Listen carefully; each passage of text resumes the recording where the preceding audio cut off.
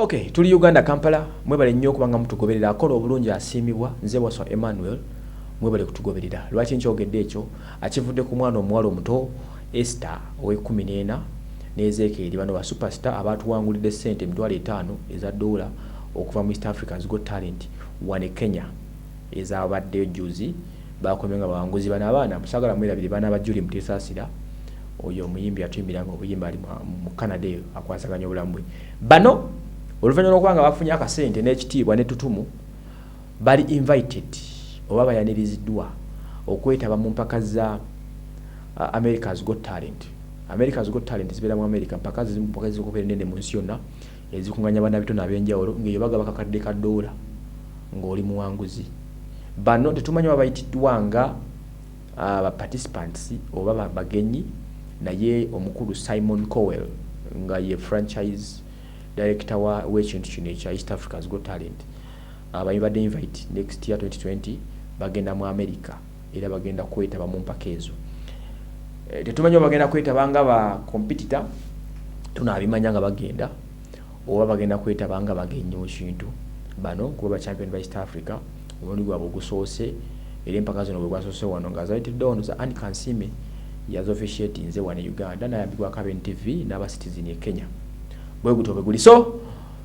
bano era batusuubiza nti balina projects bagenda okukola nga basitira ku YouTube mpola mpola ndoza nga balagenge gye bayimba ennyimba zaabwe n'ebigenderako ng'ebyo. Problem yange n'abaana bano bava mu projects zino tebatera ku succeedinga naddala mu music industry simanyi lwaki abaana basinga bavudde mu zino projects zibakonedde awo bavaawo nga bawanguzi netodda mu balabako Kaweso baaliwa Daniel bano bona bavudde mu bagite batyeni badde mu Uganda netedrek singit kwakola gye yategeka tetubalabyeko abatasika femu abatambulira we batyo batyo tebatera nnyo ku booming out okujjako abadde successful ennyo be bana bali mu Coca-Cola pop star yaleta basindi Lilian ne Chandiru era ogenda okulaba nga Cindy yali outstanding abasigadde bakivaamu dda ogenda okulaba nga ate abaana abakabi be bana badde mu haso ba gravity okuba mayuni eri gye bavudde bano ba John Black aba Fik Famaika ba Spice Diana ku streets ku badde nga badde banonyeza obulamu